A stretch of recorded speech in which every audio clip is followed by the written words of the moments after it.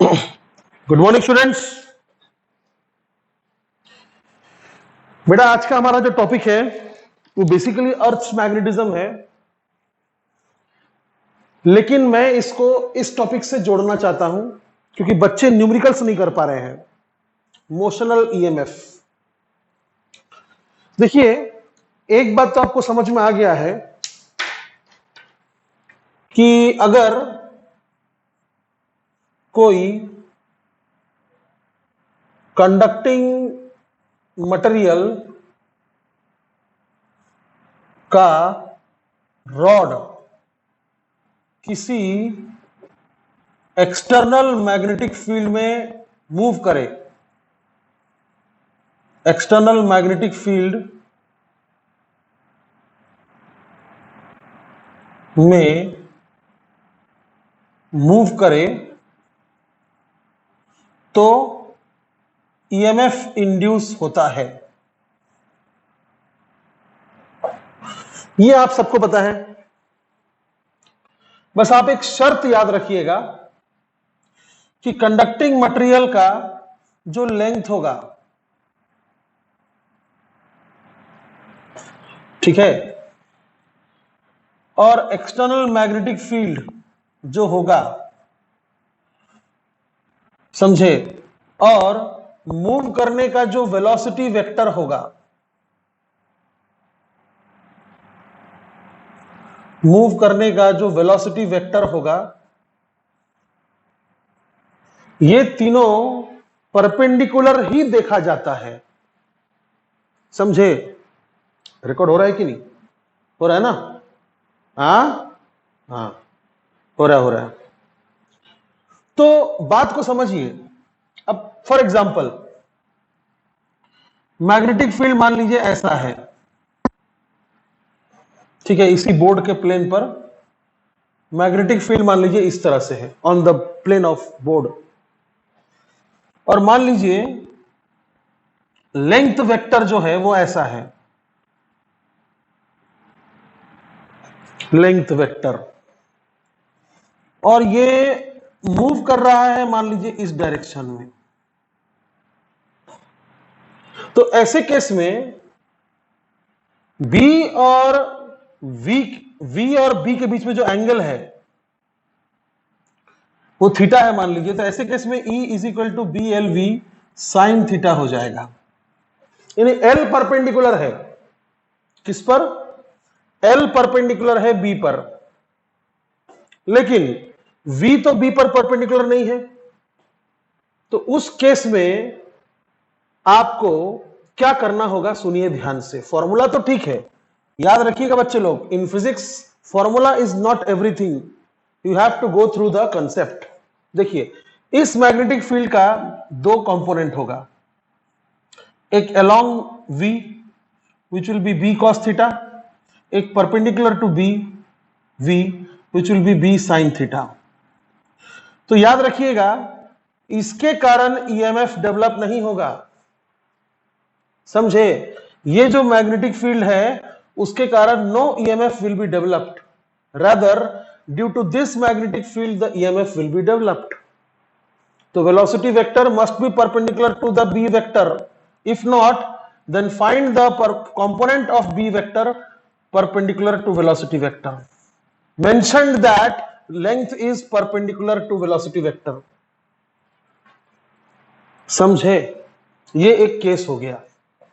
दूसरा केस क्या है, मान लीजिए B इधर है, वेलोसिटी वेक्टर ऐसा है, दोनों बोर्ड के प्लेन पर है, ठीक है, लेकिन लेंथ मान लीजिए ऐसा है।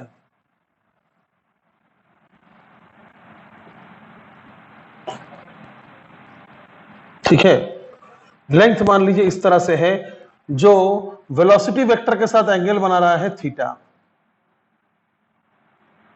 थोड़ा लेंथ को एक्यूट बना देते हैं ऐसा। तो उस समय इसका फॉर्मूला हो जाएगा वही सेम BLV साइन थीटा। थोड़ा कंफ्यूजिंग है, ये मत सोचिएगा कि सर लेंथ तो B पर भी परपेंडिकुलर नहीं है, ऐसा नहीं। आपको लेंथ और वेलोसिटी वेक्टर के बीच का रिलेशन देखना है, परपेंडिकुलर है कि नहीं है।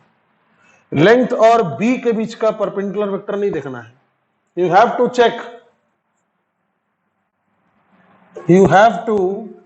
Check angle between number 1 L and V, number 2 V and B। समझे? समझ गए? तो कभी कभी किसी किसी क्वेश्चन में क्या होता है, ऐसे दिया रहता है कि एक जगह है, मान लीजिए न्यूयॉर्क, मान लीजिए एक जगह है न्यूयॉर्क, वहां पर एंगल ऑफ डिप 60 डिग्री है और एक प्लेन जो है, हवाई जहाज, एक प्लेन जो है वो नॉर्थ साइड जा रहा है, towards north, headed to north. सुनिएगा ध्यान से, नॉर्थ नहीं ईस्ट मान लीजिए, हेडेड टू ईस्ट। और ये जो प्लेन का जो विंग्स है, इसका लेंथ दिया हुआ है, मान लीजिए विंग्स का लेंथ दिया हुआ है L। तो यहां पर तो साफ हो गया कि लेंथ वेक्टर और वेलोसिटी वेक्टर आपस में परपेंडिकुलर है। लेकिन चक्कर यह हो जाता है कि आपको इसका चक्कर समझ में नहीं आता है, इसका क्या करना है, what is angle of dip. समझे? वहां पर आपको अर्थ का मैग्नेटिज्म दिया रहेगा, कुछ 2 गॉस दिया रहेगा, मान लीजिए 0.2 गॉस दिया रहेगा। तो इस एंगल ऑफ डिप को कैसे काम में लाना है, क्या करना है, वो आपको समझना है। समझे? तो बस इतना ही बताना था कि मोशनल ईएमएफ में यहां पर प्रॉब्लम हो जाता है आपको, कभी कभी थोड़ा सा क्वेश्चन और टफ हो जाता है। अब वो मैं आपको बात बताऊंगा, अभी बताकर कंफ्यूज नहीं करूंगा। फिलहाल आप लोग सोचिए कि आपको ये चीज समझ में आ रहा है कि नहीं आ रहा है। You have to check the angle between the length vector and velocity vector. If it is not 90 degree, then you have to use this formula. You have to also check the angle between the velocity vector and the magnetic field vector. If it is not 90, again you have to use the same formula. दोनों में अगर नहीं है तो of course 2 बार अलग अलग sine theta करना पड़ेगा।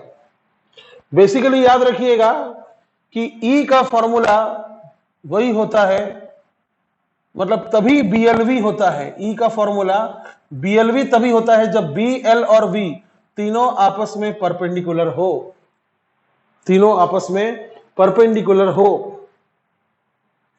समझे? एक्चुअली में इसका ऐसा फॉर्मूला है।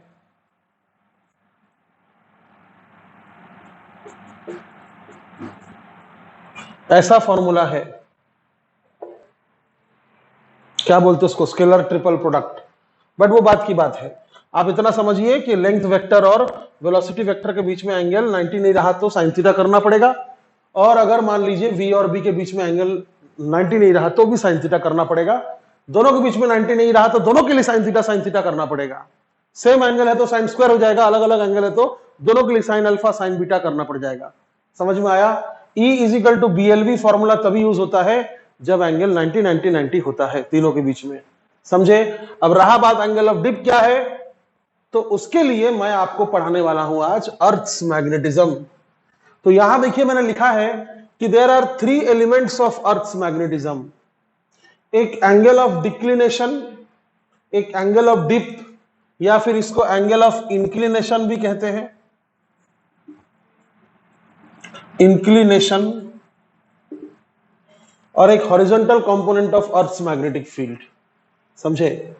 तो उससे पहले आपको यह पता होना चाहिए एक छोटा सा मजेदार थ्योरेटिकल बात कि अर्थ में मैग्नेटिज्म क्यों होता है। देखिए भाई, मैं अगर आपसे पूछता हूं कि आप में मैग्नेटिज्म क्यों है, बताइए, कोई भी चीज में मैग्नेटिज्म क्यों होता है, what is the basic cause of magnetism. यही दिक्कत है ना, फॉर्मूला के पीछे भागने वाले लोग यही आंसर नहीं दे पाते हैं।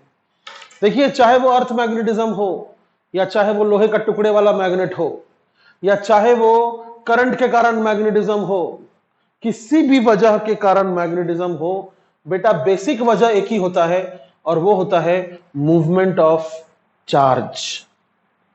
चार्ज अगर मोशन में है तो उसका एक अपना मैग्नेटिक फील्ड होगा इन द स्पेस। समझ में आया बात? तो हो क्या रहा है, ये अगर अर्थ है मान लीजिए, तो कुछ बातें आपको जान लेना चाहिए कि इसको बोलते हैं हम लोग वर्टिकल, सब जानता है, और इसको बोलते हैं हम लोग हॉरिजॉन्टल। लेकिन अर्थ जो है एक थोड़ा सा टिल्टेड एक्सिस के अबाउट, खुद के एक्सिस के अबाउट घूमता है। यानी अर्थ का जो रोटेशन का एक्सिस है, you all know that earth spin around its own axis, तो वो ओन एक्सिस ये नहीं है, ये है। यानी ये 22.5 डिग्री 22.5 डिग्री इसका जो रोटेशन एक्सिस है वो मुड़ा हुआ है। समझे? समझे? हाँ, तो इसको इसीलिए बोलते हैं हम ज्योग्राफिक एक्सिस। ज्योग्राफिक एक्सिस, या फिर हम इसको ट्रू नॉर्थ भी कहते हैं, ट्रू नॉर्थ। और इसको कहते हैं क्या? True south. और ये एक्सिस को क्या कहते हैं? Geographic axis. समझे? अब इस एक्सिस को लाई करने वाला, इस एक्सिस को लाई कराने वाला, मैंने अगर एक सर्कल बना दिया, एक सर्कल अगर मैंने बना दिया इस एक्सिस को लाई करने वाला, तो वो सर्कल का नाम होगा geographic meridian. Geographic meridian. Meridian एक ऐसा प्लेन है, समय है अभी मेरे को 45 मिनट समय है। समझे? मेरिडियन एक ऐसा प्लेन है जिसमें एक्सिस लाई करता है। समझे? अब ये हो गया। अब सुनिए, मेन बात सुनिए। अगर कंपास समझते सब, मैग्नेटिक कंपास सब समझते हैं, ये मान लीजिए मैग्नेटिक कंपास है, उसमें ऐसा एक पॉइंटर होता है जो नॉर्थ को दर्शाता है, नॉर्थ को दिखाता है। हम जानते हैं कि राइट साइड में क्या होता है? ईस्ट होता है, लेफ्ट साइड में वेस्ट होता है और नीचे साउथ होता है। सबको मालूम है मैग्नेटिक कंपास, ठीक है? अब यहां पर कंपास जो है वो कैसा तो भी है, छोड़िए, बट जब मैं इसको यहां लाके रखता हूं, इस कंपास को जब मैं यहां लाके रखता हूं ऐसा, तो वो नॉर्थ इधर नहीं बताता है, इधर नॉर्थ नहीं बताता है। समझे? समझ रहे ना? इधर नॉर्थ नहीं बताता है, किधर नॉर्थ बताता है? तो उसके लिए थोड़ा सा दिमाग लगाइए कि अर्थ में मैग्नेटिज्म क्यों है। Again because of moving charge. तो अर्थ के अंदर में चार्ज्ड पार्टिकल का मोल्टेन स्टेट में मटेरियल है जिसको आप मेंटल कहते हैं। क्या कहते हैं? मेंटल कहते हैं ना। मोल्टेन स्टेट में जो चार्ज्ड पार्टिकल्स है वो अर्थ के अंदर में घूम रहा है, कोर के चारों ओर अर्थ के अंदर में घूम रहा है। समझे? अब अर्थ का एक्सिस टेढ़ा है, अर्थ का एक्सिस टेढ़ा है, और उसके अंदर का जो मोल्टेन मटेरियल है उसका घूमने का एक्सिस और टेढ़ा है। समझे? अर्थ के अंदर जो मोल्टेन मटेरियल है उसका घूमने का एक्सिस और टेढ़ा है। यानी अर्थ का घूमने का एक्सिस ऐसा ना होते हुए, ऐसा ना होते हुए ऐसा है।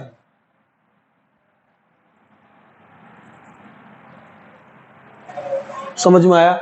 इसीलिए अब आपको पता होगा, याद होगा, magnetic effect of electric current में मैंने आपको पढ़ाया था कि ऐसा अगर मान लीजिए कोई सर्कुलर करंट है, कोई सर्कुलर करंट है मान लीजिए ऐसा आई, ऐसा, तो थंब रूल से आप पता कर सकते हैं कि मैग्नेटिक फील्ड कैसा होगा, ऐसा होगा। तो सिमिलरली ऐसा अगर, रेड लाइन देखिए, ऐसा अगर मैग्नेटिक फील्ड घूम रहा है, सॉरी मोल्टेन मटेरियल घूम रहा है इस तरह से, तो इसका मैग्नेटिक फील्ड कैसा होगा? कैसा होगा? ऐसा होगा। थोड़ा ज्यादा मैंने एंगल बना दिया, खैर कोई बात नहीं, ऐसा होगा। समझ में आया? यानी ये कंपास को जब आप यहां रखिएगा तो मैग्नेटिक नॉर्थ, जो नॉर्थ है वो इधर नहीं बताएगा, इधर बताएगा। समझे? जिधर है उधर बताएगा, इधर बताएगा नॉर्थ। समझे? तो ये क्या है फिर? ये क्या है? ये है मैग्नेटिक एक्सिस। समझे? ये है मैग्नेटिक एक्सिस। और जैसे मैंने ज्योग्राफिक मेरिडियन बनाया है, वैसे अगर मैंने मैग्नेटिक मेरिडियन भी बना सकता हूं मैं एक। बहुत सारा लाइंस हो गया इसलिए कंफ्यूज हो जाएगा। इतना याद रखिएगा, ज्योग्राफिक एक्सिस को कंटेन करने वाला प्लेन ज्योग्राफिक मेरिडियन है और मैग्नेटिक एक्सिस को कंटेन करने वाला प्लेन मैग्नेटिक मेरिडियन है। मैग्नेटिक मेरिडियन है। समझे? तो ये कौन सा नॉर्थ है? ट्रू नॉर्थ है। हम ये नॉर्थ को जानते हैं ज्योग्राफिकली, लेकिन ये कौन सा नॉर्थ बताएगा? ये इसको नॉर्थ बताएगा। तो ये मैग्नेटिक नॉर्थ है। मैग्नेटिक नॉर्थ, एक्चुअली नॉर्थ नहीं है, साउथ है। सर कैसे?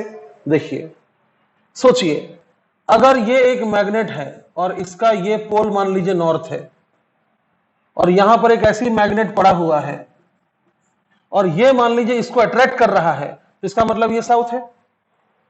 समझे? सिमिलरली कंपास में जो अंदर में कंपास में जो एक छोटा सा बहुत ही हल्का सा एक मैग्नेट होता है, उसका अगर ये पॉइंट नॉर्थ है और वो इस तरफ इशारा कर रहा है, मतलब उस तरफ वो खिंचा रहा है, अट्रैक्टेड हो रहा है, तो बेसिकली मैं क्या बोल सकता हूं कि अर्थ का मैग्नेटिक जो पोल है वो इधर एक्चुअली में साउथ पोल है। बिल्कुल। और इधर क्या है? नॉर्थ पोल है। फिर भी हम इसको नॉर्थ क्यों बोलते हैं? क्यों बोलते हैं नॉर्थ? क्योंकि उधर नॉर्थ दिखा रहा है। समझे? कॉमन सेंस वाली बात है। मैं बोलूंगा वो प्लग वहां पर है, तो इसका ये थोड़ी मतलब होगा प्लग वहां पर है, प्लग तो वहीं पर होगा ना। लेकिन बात यहां मैग्नेट का आ जा रहा है। मेरा मैग्नेट का नॉर्थ पोल उस तरफ खींचा रहा है, तो ये नॉर्थ यहां लिखा है तो मैंने कह दिया वो नॉर्थ है। बट दिमाग लगाइए, ये खिंचा किधर रहा है? ये किधर खिंचा रहा है? जिधर साउथ है। कोई भी मैग्नेट खिंचाता किधर है? ऑपोजिट पोल्स में खिंचाता है ना। तो this is magnetic south and this is geographic north.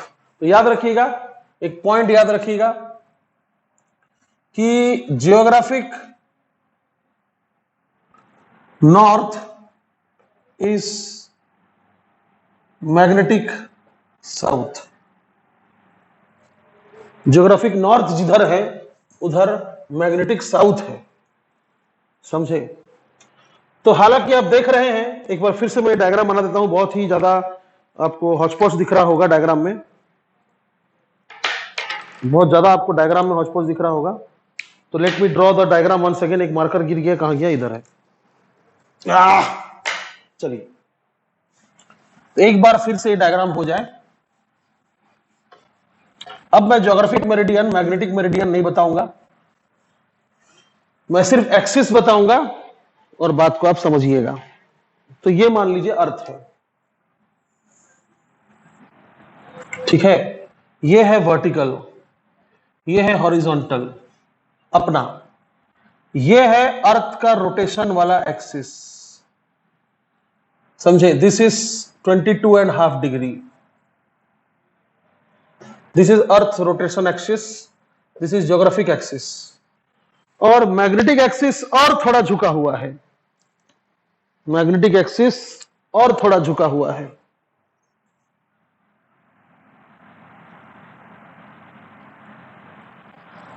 समझे? तो this angle is known as angle of declination. समझे? ये जो एंगल है हम इसे कहते हैं एंगल ऑफ डिक्लिनेशन।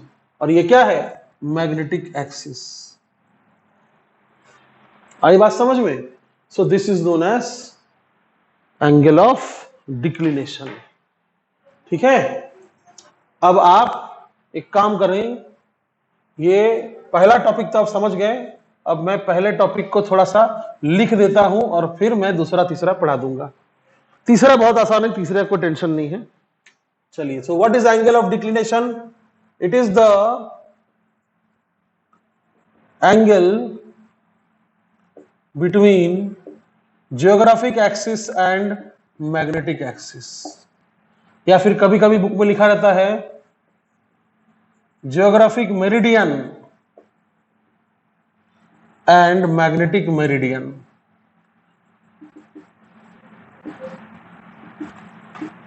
याद रखिएगा, meridian is the plane containing the axis. समझे? तो ये हो गया। अब आप इसको समझ गए हैं। अब इसका मतलब ये हुआ, एक बात और जो आपको समझ में बिल्कुल नहीं आएगा, it varies from place to place.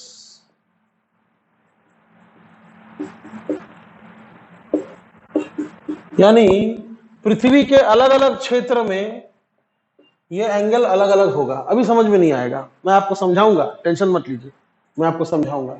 फिलहाल आपको बेसिक जो मीनिंग है एंगल ऑफ डिक्लिनेशन का वो समझ गया। Angle of declination not necessarily denoted by phi, it can be denoted by any symbol, है ना, बट आप मतलब समझिए कि angle of declination is the angle between the geographic axis and the magnetic axis. समझे? अच्छा, ठीक है। अब एक चीज देखिए, इसका मतलब यह हुआ, आप लोग टॉप व्यू फ्रंट व्यू समझते हैं क्या? Top view front view engineering में पढ़ा जाता है ये सब। मैं थोड़ा सा बता दे रहा हूं ताकि आपको समझ में आए अच्छे से। जैसे मान लीजिए ये एक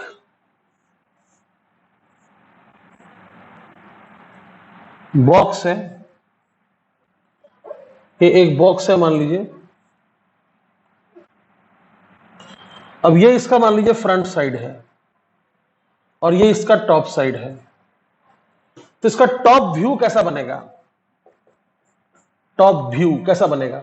ये मान लीजिए साइड का लेंथ ए है, ये बी है और ये मान लीजिए सी है। तो टॉप व्यू इसका कैसा बनेगा? टॉप व्यू में सी दिखेगा क्या? नहीं दिखेगा। समझे? और फ्रंट व्यू अगर आप देखिएगा, फ्रंट व्यू अगर आप देखिएगा तो वो ऐसा हो जाएगा, ये बी और सी, फिर एक गहराई नहीं दिखेगा। समझे? तो सिमिलरली अगर मान लीजिए ये कंपास है,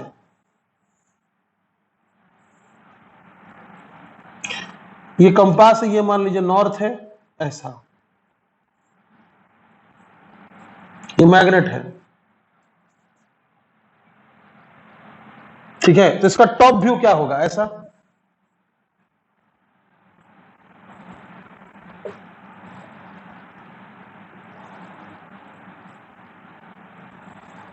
ऐसा होगा टॉप व्यू,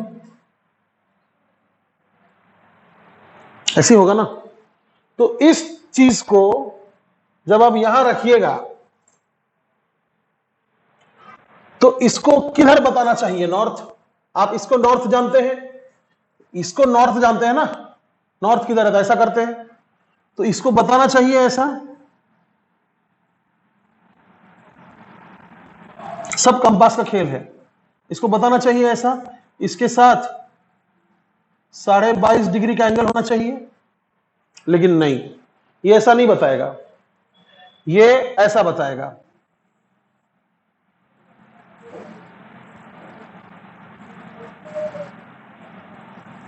ऐसा 22.5 डिग्री का एंगल तो लेगा ही, साथ में और कुछ एंगल लेगा। That angle is known as angle of declination.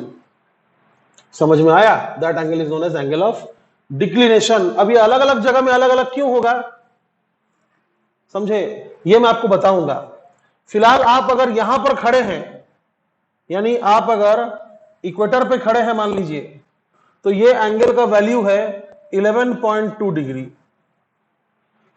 अगर आप यहां पर खड़े हैं, यहां पर मतलब इक्वेटर और प्राइम मेरिडियन जो होता है ना, उसका इंटरसेक्शन में अगर आप खड़े हैं, तो एग्जैक्ट सही आंसर देगा वो 11.2 डिग्री। कहीं और खड़े रहेंगे तो कुछ और बताएगा। ओके, तो ये आप समझ गए एंगल ऑफ डिक्लिनेशन, ये आप समझ गए। ये काम आता है जब क्वेश्चन बहुत टफ हो जाता है, तब ये काम आता है। जब क्वेश्चन सिंपल रहता है तब एंगल ऑफ डिप काम आता है। अब वो समझते हैं, देखिए सुनिए ध्यान से कि क्या है, इक्वेटर है। अब सुनिए ध्यान से, टॉप व्यू फ्रंट व्यू समझ गए आप? ध्यान से देखिएगा थोड़ा सा।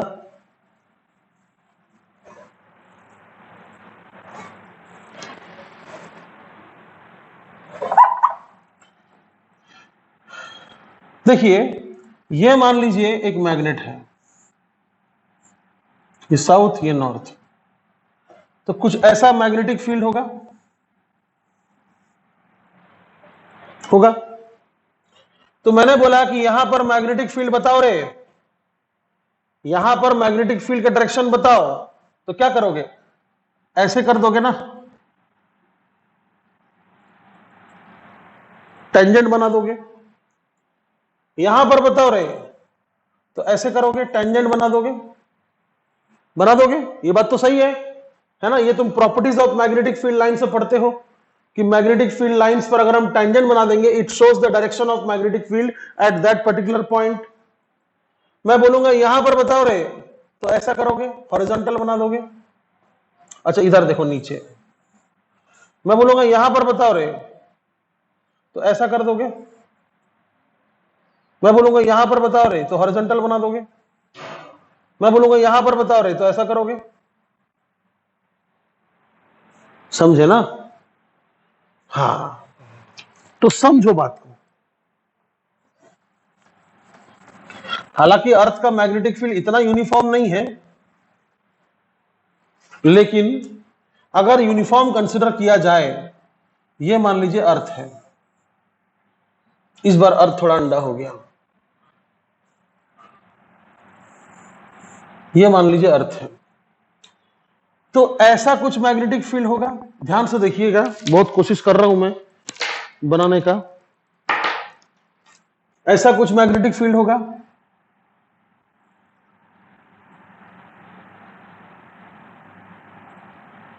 एक ही बनाता हूं, ज्यादा नहीं बनाऊंगा। ये सैटर्न का रिंग नहीं है, ठीक है। अब ये है मान लीजिए इक्वेटर, तो मैं अगर बोलूंगा कि इक्वेटर के अलावा और कुछ बताओ यार, और क्या क्या होता है। जैसे यहां पर होता है ट्रॉपिक ऑफ कैंसर होता है, ट्रॉपिक लैटिट्यूड दूसरा लिख देता हूं मैं। ये लैटिट्यूड मान लो 23.5 डिग्री लैटिट्यूड है, कैसे लिखते हैं, 23.5 डिग्री नॉर्थ। और ये मान लो 23.5 डिग्री साउथ है, ट्रॉपिक ऑफ कैप्रिकॉर्न। तो मैं बोलूंगा कि यहां पर मैग्नेटिक फील्ड बताओ रे। तुम देखो, तुम थोड़ा सा अच्छे से इमेजिन करो, अच्छे से इमेजिन करो। इस चीज को मैं ऐसा समझाता हूं, ये मान लो एक कढ़ाई है, क्या है, कढ़ाई, ठीक है। अब इसके ऊपर मैं एक प्लेट रख देता हूं, ऐसा, इसके ऊपर मैंने एक प्लेट रख दिया, ऐसा करके प्लेट रख दिया। तो ये प्लेट जो है सिर्फ इस पॉइंट पर टच कर रहा होगा, यहां पर टच, और कहीं टच कर रहा होगा क्या, नहीं। अगर मैं चाहता हूं कि कढ़ाई के इस पॉइंट पर कोई प्लेट टच करे, तो मुझे प्लेट को ऐसा रखना होगा, मुझे प्लेट को इस तरह रखना होगा ना, टेढ़ा रखना होगा। I hope you can imagine.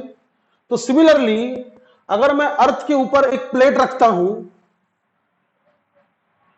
और इस पॉइंट पर अगर मैं चाहता हूं कि प्लेट टच करे, तो प्लेट एकदम सीधा रहा होगा, प्लेट एकदम सीधा रहा होगा, क्योंकि ये इक्वेटर है। नहीं समझे? जैसे ये मान लो कढ़ाई है, कढ़ाई के इस पॉइंट पर टच करके मैं अगर प्लेट रखूंगा तो प्लेट एकदम हॉरिजॉन्टल होगा। सिमिलरली अगर मैं चाहूं कि कढ़ाई के इस पॉइंट पर प्लेट टच करे, तो प्लेट ऐसा रखूंगा तो करेगा क्या टच, नहीं, ऐसा करना पड़ेगा। तो सिमिलरली अगर मैं अर्थ के ऊपर एक प्लेट रखता हूं, बहुत बड़ा अर्थ के ऊपर एक प्लेट रखता हूं और मैं चाहूं कि यह पॉइंट पर टच हो, तो वो प्लेट एकदम सीधा ऐसा रहेगा। लेकिन अगर मैं चाहूं इस पॉइंट पर टच हो, तो वो प्लेट ऐसा झुक जाएगा। इस पॉइंट पर टच होने के लिए ऐसा झुकेगा, इस पॉइंट पर टच होने के लिए ऐसा ऐसा होगा। देखो,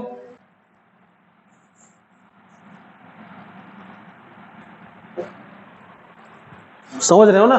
इस पॉइंट पर अगर प्लेट टच करे तो ऐसा होगा, और इस पॉइंट पर टच करे तो ऐसा होगा। अर्थ गोल है ना बे, अर्थ स्फीयर है ना, अर्थ स्फीयर है, समझे? यानी यहां पर तुम अगर मैग्नेटिक कंपास रखोगे तो उसका जो कंपास रहेगा वो ऐसा रहेगा, ऐसा। क्योंकि कंपास के लिए जितना ऊपर नॉर्थ है उतना नीचे साउथ है, इक्वल स्ट्रेंथ। समझना मुश्किल है, ध्यान से देखना, समझे ना?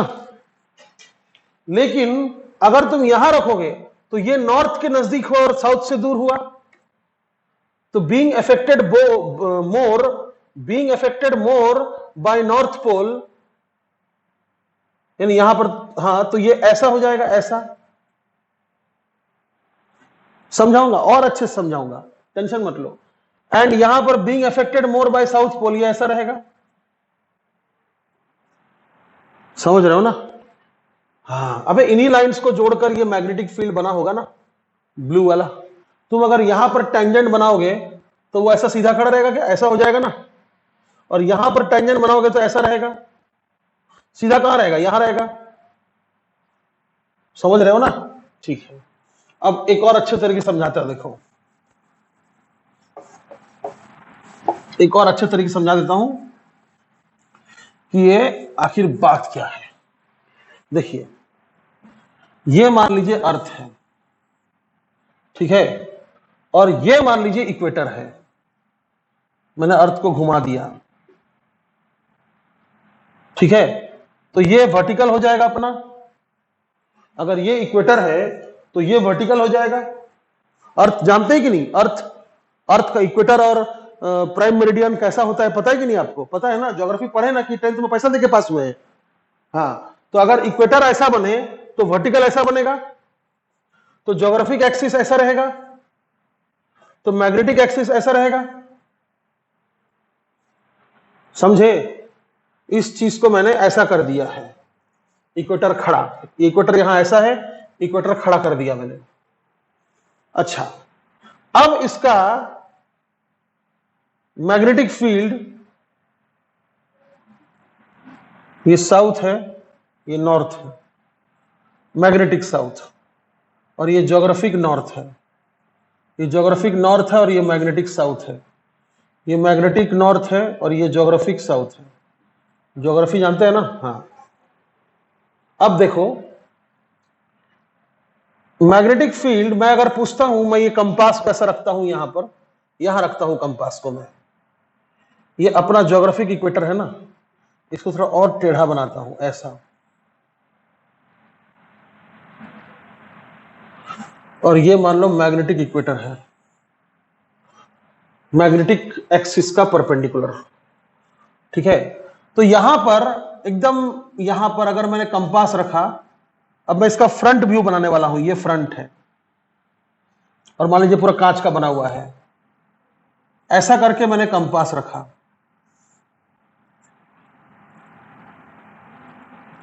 तो इसके अंदर जो नीडल है, नीडल, ये जो नीडल है वो कुछ ऐसा रहेगा। भाई देखिए, इससे जितना दूर साउथ है, मैग्नेटिक नॉर्थ है मतलब, उतना ही दूर मैग्नेटिक साउथ है, क्योंकि हम मैग्नेटिक इक्वेटर पे खड़े हैं। ये कौन सा इक्वेटर है? Magnetic equator. ये कौन सा इक्वेटर है? ज्योग्राफिक इक्वेटर है। तो यहां पर अगर खड़े तो जितना दूर ये मैग्नेटिक साउथ पोल है उतना ही दूर मैग्नेटिक नॉर्थ पोल है, तो ये ऐसा रहेगा,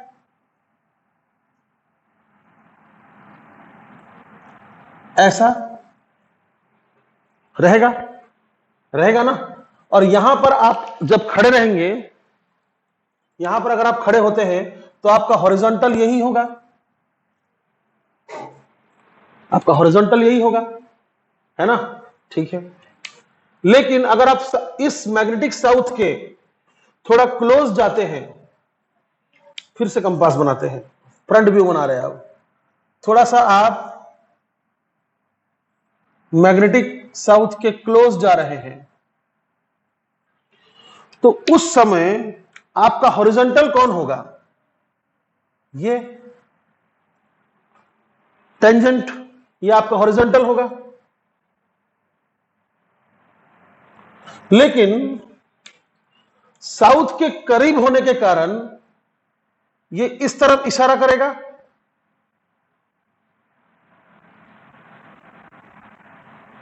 ऐसा।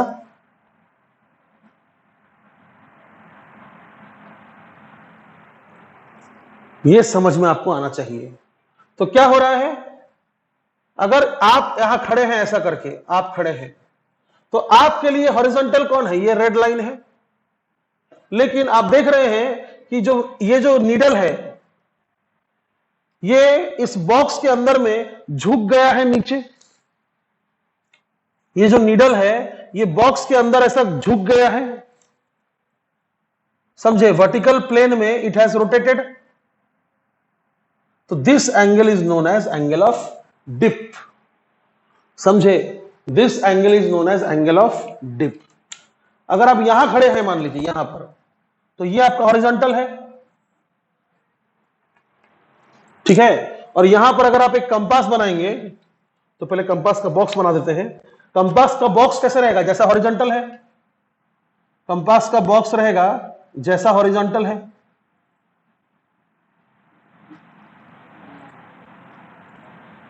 लेकिन अंदर जो नीडल है वो तो मैग्नेटिक है ना, वो तो मैग्नेटिक है। वो इस हॉरिजॉन्टल के अलोंग क्यों रहेगा? वो तो देखेगा यार नॉर्थ पोल इतना नजदीक है साउथ पोल से, तो मैं इसके तरफ ज्यादा झुक जाऊंगा, कुछ ऐसा।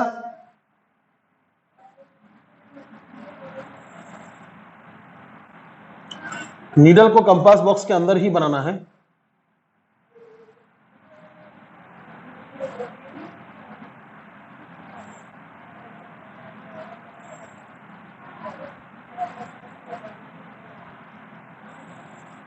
ऐसा, यानी नीडल का जो लाइन होगा वो ऐसा होगा और हॉरिजॉन्टल ऐसा है।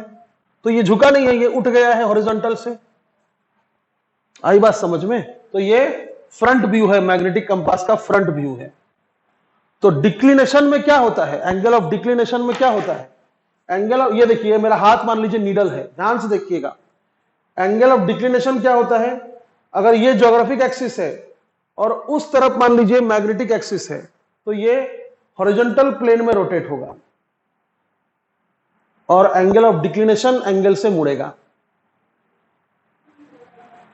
क्योंकि मैग्नेटिक एक्सिस उधर है। बहुत मुश्किल इमेजिन करना। मैं अपने हॉरिजॉन्टल पे खड़ा हूं, जमीन पे खड़ा हूं, मैं एक कंपास लेकर खड़ा हूं, ये मेरा हॉरिजॉन्टल है, जमीन मेरा हॉरिजॉन्टल है, मैं कंपास लेकर खड़ा हूं, उधर ज्योग्राफिक नॉर्थ है और उधर मैग्नेटिक नॉर्थ है, तो कंपास ऐसा मुड़ जाएगा ना, कंपास ऐसा मुड़ जाएगा।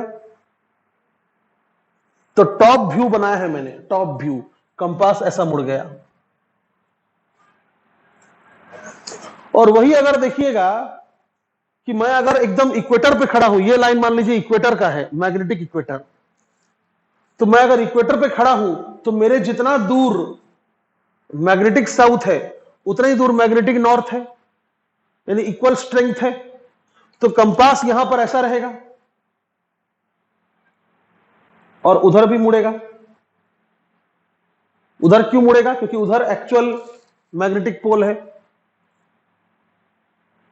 समझे? लेकिन अगर मैं थोड़ा सा आगे बढ़ जाता हूं, मैं मैग्नेटिक साउथ के नजदीक हो गया और मैग्नेटिक नॉर्थ से दूर हो गया, तो ये ऐसा झुक जाएगा,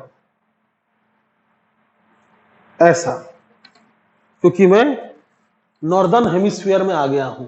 तो सुनिए ध्यान से देखिएगा, आपके सामने बता रहा हूं। अगर ये कंपास है, ऐसे रखता हूं, अगर ये कंपास है तो हॉरिजॉन्टल प्लेन में जितना एंगल से घूमता है that is angle of declination. It rotates in horizontal plane. यहां लिख देता हूं, इट रोटेट्स इन, ग्रीन से नहीं दिखता ना, तो it rotates in horizontal plane. और एंगल ऑफ डिप जो है, डिप नहीं किया तो चाय क्या पिया, अंदर डुबाते हैं. तो एंगल ऑफ डिप जो है वो वर्टिकल प्लेन में घूमता है ऐसा. तो ऐसा कब घूमेगा, आप देख रहे हैं ना, ऐसा कब घूमेगा जब आप नॉर्दर्न हेमिस्फीयर में रहेंगे. और ऐसा कब घूमेगा जब आप सदर्न हेमिस्फीयर में रहेंगे. समझे. और कब नहीं घूमेगा जब आप इक्वेटर पे रहेंगे. तो एकदम अगर मान लीजिए आप नॉर्थ पोल पे ही चले गए, मैग्नेटिक साउथ पोल पे एकदम चले गए आप, एकदम वहीं पर, तो क्या बोलेगा कंपास, नीचे ही है. कंपास बोलेगा साउथ पोल तो नीचे ही है. तो हालांकि प्रैक्टिकली पॉसिबल नहीं है, लेकिन ये कंपास उस समय ऐसा दिखेगा. बट अर्थ का मैग्नेटिक फील्ड में इतना ताकत नहीं है कि इसको ऐसा मोड़ दे, क्योंकि इसका बहुत कम वजन ही सही बट कुछ तो वजन होता है, इसलिए उसको ऐसा मोड़ना नामुमकिन है. बट अगर हम आइडियली देखें तो एकदम साउथ पोल पे, यानी मैग्नेटिक साउथ पोल पे एकदम ऐसा रहेगा, और मैग्नेटिक नॉर्थ पोल पे ऐसा रहेगा. 90 degree is the angle of dip. और इक्वेटर पे 0 डिग्री एंगल ऑफ डिप. तो बच्चा लोग, what is angle of dip? Number 2, what is angle of dip? इसको एंगल ऑफ इंक्लिनेशन भी कहते हैं. इंक्लिनेशन भी कहते हैं. It is the angle made by the magnetic compass with the horizontal on earth surface. है कि नहीं? It is the angle made by magnetic compass needle. Magnetic compass needle यानी magnetic field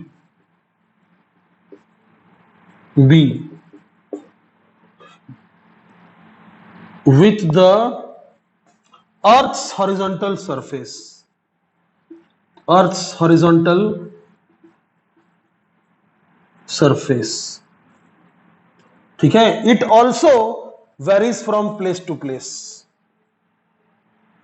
It varies from place to place, or it rotates in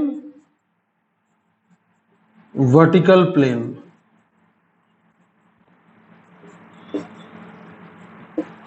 समझ गए? तो magnetic compass का top view से ऐसा रखने पर, ऐसा रखने के बाद टॉप व्यू से आप एंगल ऑफ डिक्लिनेशन समझ सकते हैं, और फ्रंट व्यू से आप एंगल ऑफ डिप समझ सकते हैं. क्योंकि एंगल ऑफ डिप में वो झुकता है, जो कि फ्रंट से ही समझ में आएगा. ऊपर से कितना झुका ये नहीं दिखेगा, साइड से देखेंगे तो दिखेगा कितना झुक रहा है. समझ में आया? तो ये था एंगल ऑफ डिप. अब तीसरा वाला बहुत सिंपल है, यहीं पर मैं बता दूंगा. जैसे देख रहे हैं आप, जैसे यहां देखिए, अगर ये हॉरिजॉन्टल है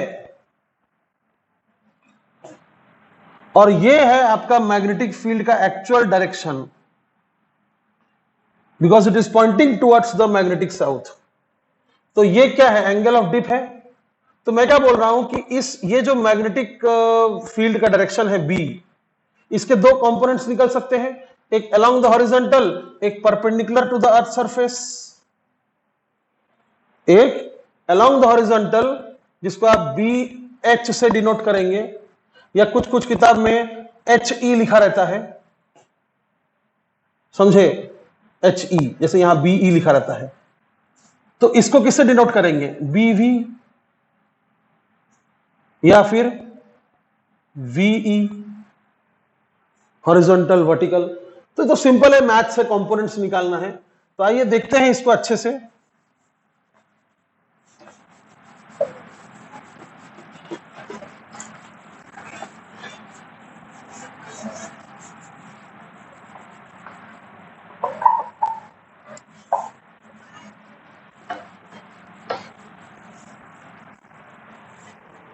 देखिए, ये मान लीजिए अर्थ का हॉरिजॉन्टल है, दिस इज हॉरिजॉन्टल, और आप मान लीजिए नॉर्दर्न हेमिस्फीयर में है, इधर है, तो ये अंदर की ओर झुकेगा, अंदर की ओर झुकेगा, तो ऐसा होगा मैग्नेटिक फील्ड, और ये होगा आपका एंगल ऑफ डिप। अब यहां पर मैं एंगल ऑफ डिक्लिनेशन इंक्लूड नहीं कर रहा हूं, ठीक है। तो इस डायरेक्शन में क्या होगा, BE cos theta, BE cos theta, तो इसी को बोला जाता है BH या फिर HE। और यही आपका तीसरा एलिमेंट है, यही आपका तीसरा एलिमेंट है, क्या है, horizontal component of earth's magnetic field, कि भाई अलोंग द सरफेस कितना है, इसको थर्ड एलिमेंट मान लिया गया है, समझे। हालांकि आप न्यूमेरिकल जब करेंगे तो ये कंपोनेंट भी काम आएगा। ये क्या होगा, BE साइन थीटा,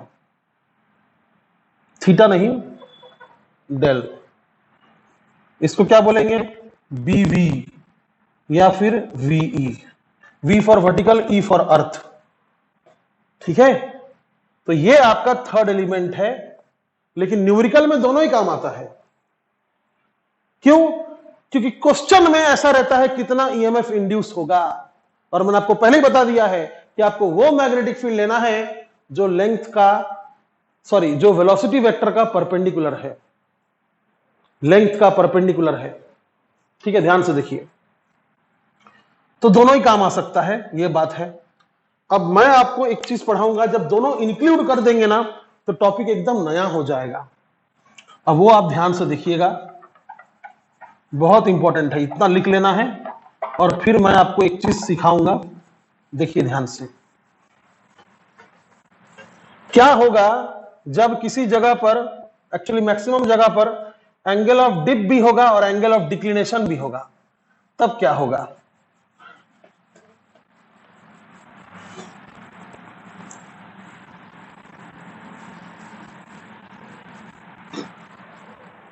आप मान लीजिए जहाज से कहीं जा रहे हैं, शिप से कहीं जा रहे हैं, तो आप किसको फॉलो करेंगे, the only way is compass. Compass गलत बताया तो कहीं और पहुंच जाएंगे आप, समझ रहे ना। अच्छा, एक चीज बताना रह गया, जैसे एंगल ऑफ डिप में आपने देखा, मैं लिख सकता हूं ना tan del is equal to BV by BH। ये चिल्लर सा चीज बताना भूल गया था। अब देखिए, ध्यान से देखिएगा, पहले एक रफ आइडिया दे देता हूं। ये मान लीजिए इक्वेटर है, ज्योग्राफिक इक्वेटर, और ये है मान लीजिए ज्योग्राफिक, क्या बोलते हैं इसको, prime meridian, prime meridian 0 degree बोलते हैं ना, लॉन्गिट्यूड। और ये है आपका मैग्नेटिक साउथ, और ये है आपका मैग्नेटिक नॉर्थ। अब ध्यान से थोड़ा देखिएगा, आप अगर इन दोनों के इंटरसेक्शन में है फिर तो कोई इशू ही नहीं होगा, लेकिन आप अगर दूसरी जगह में है, कोई दूसरी जगह में है, वहां पर आपको जाना है इस साइड नॉर्थ, आपको जाना है इस साइड नॉर्थ। आपको थोड़ी दिख रहा है कि मैग्नेटिक नॉर्थ कहां है, आपको पता है कि ज्योग्राफिक नॉर्थ कहां है, आपको जाना है इस साइड। अब कंपास दिखा रहा है इस साइड। अब थोड़ा सोचिए तो, ये एंगल ऑफ डिक्लिनेशन होता है, क्या ये एंगल भी वही होगा जो ये होगा? नहीं, इसलिए it varies from place to place. आप अगर यहां है मान लीजिए, तो ये आपका है नॉर्थ का डायरेक्शन और ये है आपका मैग्नेटिक साउथ का डायरेक्शन। अब ये एंगल सेम होगा क्या? नहीं होगा सेम। ठीक है, इसलिए angle of declination varies place to place, अलग अलग जगह में अलग अलग होता है। अब देखिए मान लीजिए आप यहां पर है, यानी आप नॉर्दर्न हेमिस्फीयर में है, यानी आपका कंपास झुका होगा, उठा नहीं होगा, झुका होगा। उठता कहां है? यहां उठता है सदर्न हेमिस्फीयर में, और झुकता कहां है? नॉर्दर्न हेमिस्फीयर में। तो ये झुका होगा। अब इधर है नॉर्थ, इधर है नॉर्थ, बट वो इधर दिखाएगा क्या? नहीं, वो तो इधर दिखाएगा, लैटरली ऐसा घूमेगा हॉरिजॉन्टल प्लेन में। कौन? कंपास। और साथ साथ में वर्टिकल प्लेन में अंदर भी घुसेगा, वर्टिकल प्लेन में अंदर भी घुसेगा। समझे? तो बात को समझिए, अगर आप इस लाइन में, ये लाइन में अगर आप कहीं भी रहेंगे, ये लाइन में अगर आप कहीं भी रहेंगे, तो जो डिप होगा वो एक्चुअल डिप होगा, डिप। लेकिन इसके अलावा अगर आप कहीं और घूमेंगे तो आपका डिप कुछ और दिखेगा और एक्चुअली कुछ और होगा। समझे? आपका डिप कुछ और दिखेगा और एक्चुअली कुछ और होगा। तो उस चीज को समझना है कि what is the relation between true dip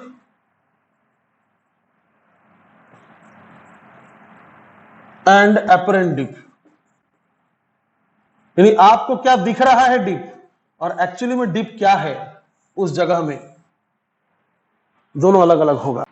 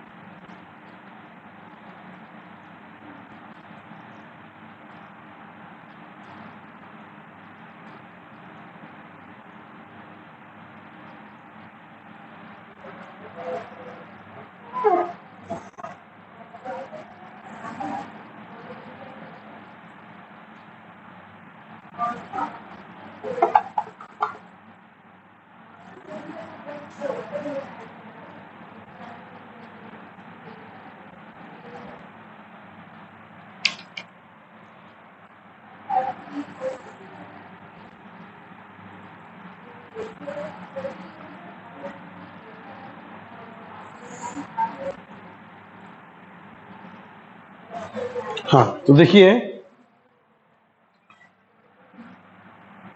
इसको बोलते हैं हम लोग स्ट्राइक। ठीक है, अब स्ट्राइक के परपेंडिकुलर साइड में होता है ज्योग्राफिक नॉर्थ, यानी ट्रू नॉर्थ।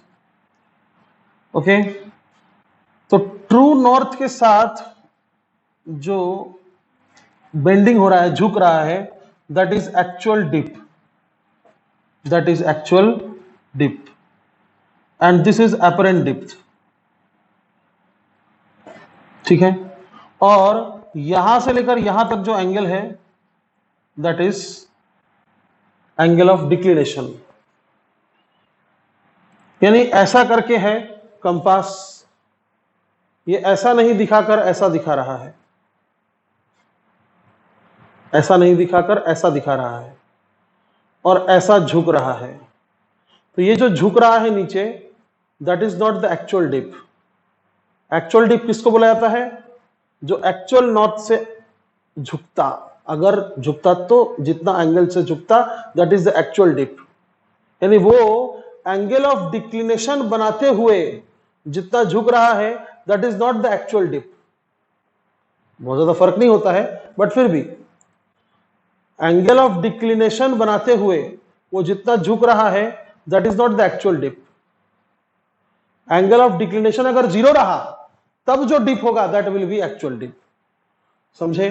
हाँ, यानी सिंपल सी बात है कि if angle of declination that is phi is 0 then this is actual dip.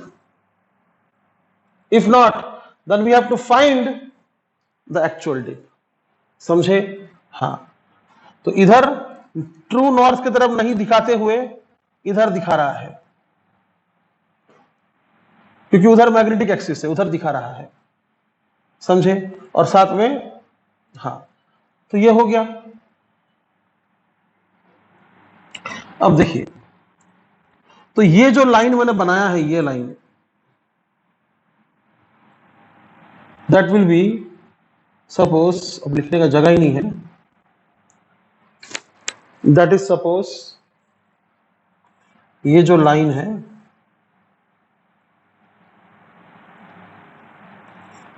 यार, ये तो हद हो गया।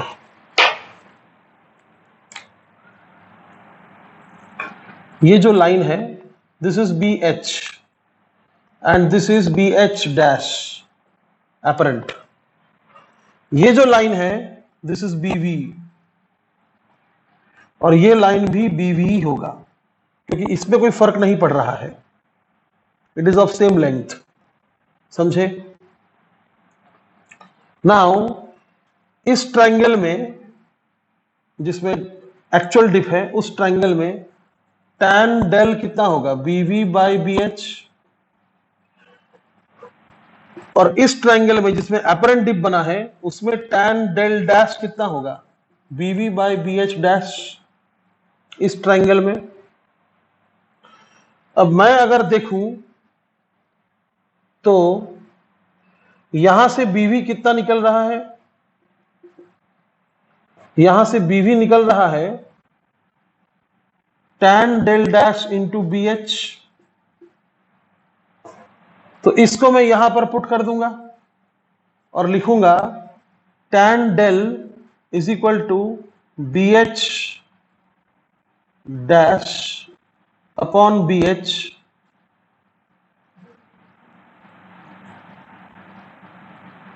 Into tan del dash. BV की जगह मैं लिख रहा हूं tan del dash into B H dash, लिख दिया। अब ध्यान से देखिए, ये जो ट्रायंगल है, ये ओ ए बी, ये जो ट्रायंगल है ओ ए सी में, इस ओ ए सी में ये 90 डिग्री का एंगल है। तो cos phi in angle of declination, cos phi is equal to adjacent यानी बी एच अपॉन हाइपोटेन्यूस यानी बी एच डैश। तो B H dash by B H क्या होगा? 1 बाई कॉस। तो tan del is equal to tan del dash upon cos phi. ये है relation between actual dip and apparent dip. तो याद रखिए, मैंने बोला था कि अगर फाई 0 हुआ, if there is no angle of declination, तो जितना भी वो झुक रहा है that is the actual dip. लेकिन if there is angle of declination, तो वो जितना झुक रहा है that is not actual dip, that is known as apparent dip. तो उससे हमें एक्चुअल डिप कैसे मिलेगा? कैसे मिलेगा एक्चुअल डिप? तो याद रखिएगा tan actual is equal to tan apparent upon cos declination. यही फॉर्मूला आपको यूज करना है। अब देखते हैं कुछ क्वेश्चंस। एक ऐसा क्वेश्चन कर लेते हैं जिसमें सब समझ में आ जाए। आप इसको लिख लीजिएगा।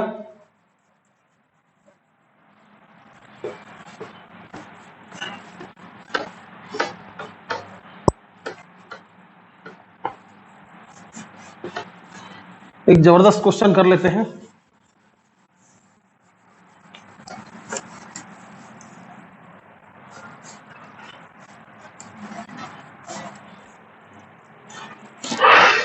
देखिए,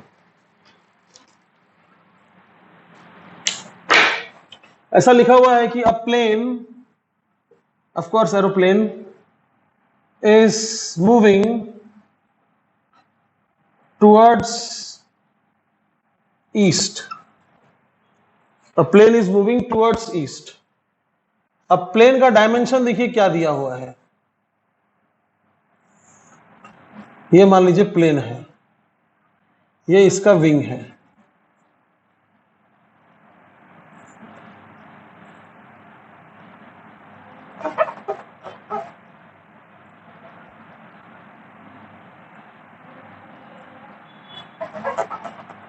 तो यहां से लेकर यहां तक का जो लेंथ है दैट इज गिवन सपोज ए, ठीक है।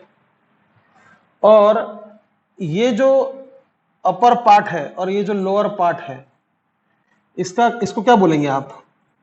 Height of plane. प्लेन कितना मोटा है, so that is suppose given h, ठीक है। और प्लेन का लेंथ भी दिया हुआ है, मान लीजिए l। समझ गया कैसा है? अब ये किधर जा रहा है? Towards east. इस तरफ ईस्ट है मतलब इस तरफ नॉर्थ होगा और इस तरफ साउथ होगा। नॉर्थ के राइट साइड में ईस्ट होता है ना, और इधर वेस्ट होगा। Common sense. तो मैग्नेटिक फील्ड लाइन कैसा होगा? ऐसा होगा magnetic field line. Magnetic field line कैसा होगा? ऐसा होगा, ठीक है। साउथ से नॉर्थ ही होगा ना मैग्नेटिक फील्ड लाइन, साउथ से नॉर्थ ही होगा मैग्नेटिक फील्ड लाइन बी। तो ध्यान से देखिएगा, वेलोसिटी वेक्टर किधर है? ध्यान से देखिएगा, वेलोसिटी वेक्टर किधर है? ईस्ट साइड में है। और मैग्नेटिक फील्ड किधर होना चाहिए? नॉर्थ साइड में होना चाहिए। बट ऐसा क्वेश्चन में गिवन है कि एट दैट प्लेस, ये फुल एंड फाइनल क्वेश्चन आपको सब समझा देगा। At that place angle of dip is 60 degree, नहीं, angle of dip is 45 degree and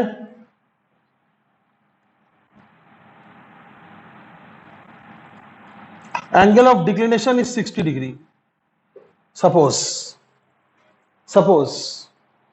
भगवान जाने क्या होगा इसका। एक काम करते हैं, 3753 करे क्या? मजा नहीं आएगा, नहीं वही करते हैं 3753, 37 डिग्री एंड 53 डिग्री, ठीक है। तो इसका मतलब यह हुआ कि मैग्नेटिक फील्ड, ध्यान से देखिएगा, उधर नॉर्थ है ना, ऐसा उधर नॉर्थ है। Magnetic field angle of declination भी बनाया है और एंगल ऑफ डिप भी किया है। इसका मतलब एक्चुअल डिप और एपरेंट डिप वाला बात हो गया, एक्चुअल डिप और एपरेंट डिप वाला बात हो गया। तो सबसे पहले हम देखेंगे कि अगर ये दिया हुआ है, इसका मतलब ये एक्चुअल नहीं है। तो एक्चुअल निकालेंगे पहले। Actual dip tan del is equal to tan del dash upon cos phi. तो tan डेल डैश ये अब एपरेंट बन गया।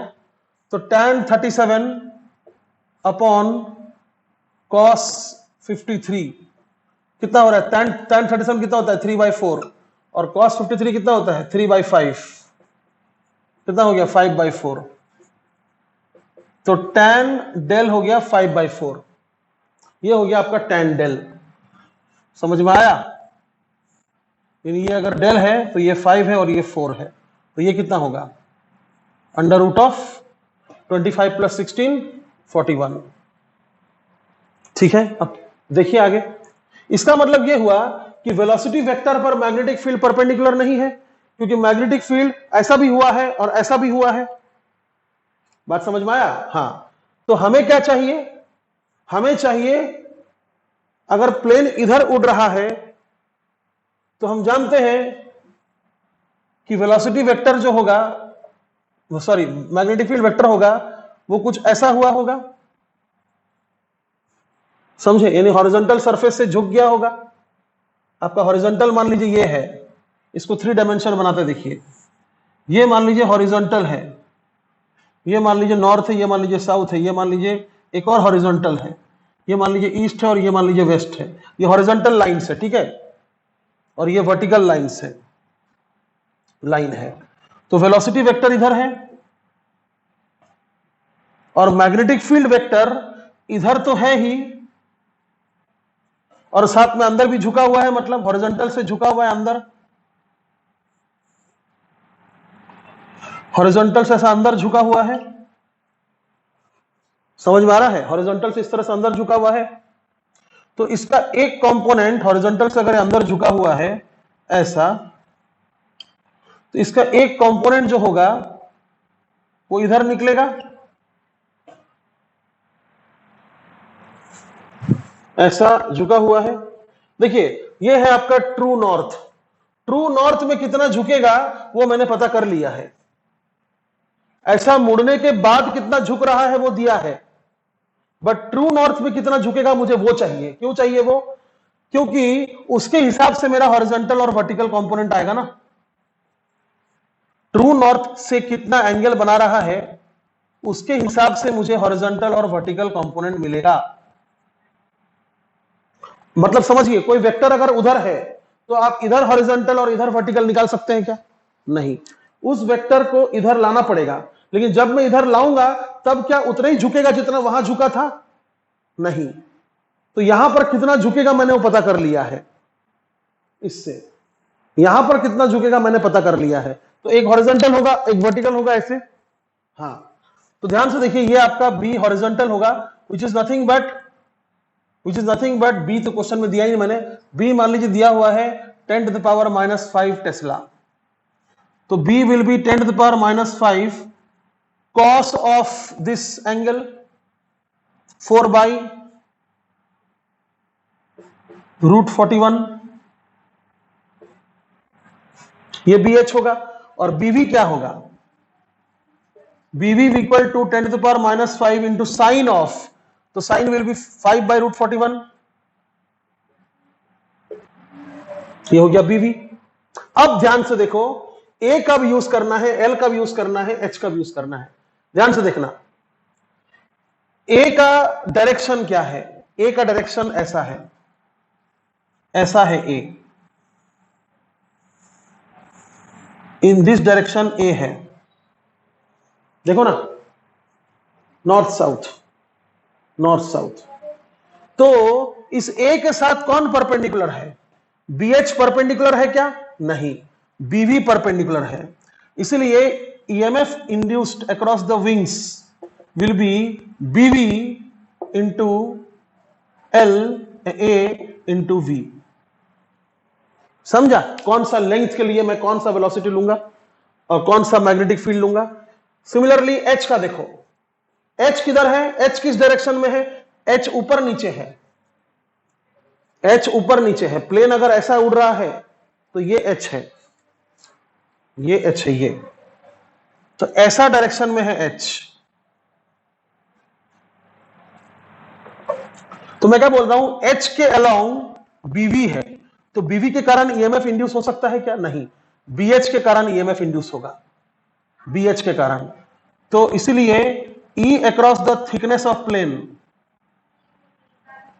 will be equal to BH. BH is perpendicular to H direction, तो H into V। समझे? और रहा बात L, तो नो EMF, क्योंकि L खुद V के अलोंग है, इसलिए प्लेन का लेंथ में कोई EMF इंड्यूस नहीं होगा। EMF in the plane length is equal to 0, क्योंकि देखिए प्लेन का लेंथ इधर है, ये है लेंथ वेक्टर। अब लेंथ के वेक्टर में परपेंडिकुलर BH भी है और BV भी है, लेकिन अफसोस लेंथ के डायरेक्शन में ही V है, लेंथ के डायरेक्शन में ही V है। समझे? ऐसा अगर मैग्नेटिक फील्ड है और ऐसा अगर लेंथ है और ऐसा ही आप रॉड को लेकर जा रहे हैं तो कोई ईएमएफ जनरेट नहीं होता है। समझे? ऐसा अगर रॉड है और आप ऐसा लेकर जा रहे हैं तो भी कोई ईएमएफ जनरेट नहीं होता है। समझ में आया? ईएमएफ जनरेट कब होगा? जब रॉड ऐसा होगा और आप ऐसा लेकर जाओगे और कुछ एंगल बना तो साइन कंपोनेंट देखना होगा। तो आई होप कि आपको apparent dip, angle of declination, angle of dip, true dip और मोशनल ईएमएफ समझ में आ गया होगा। धन्यवाद।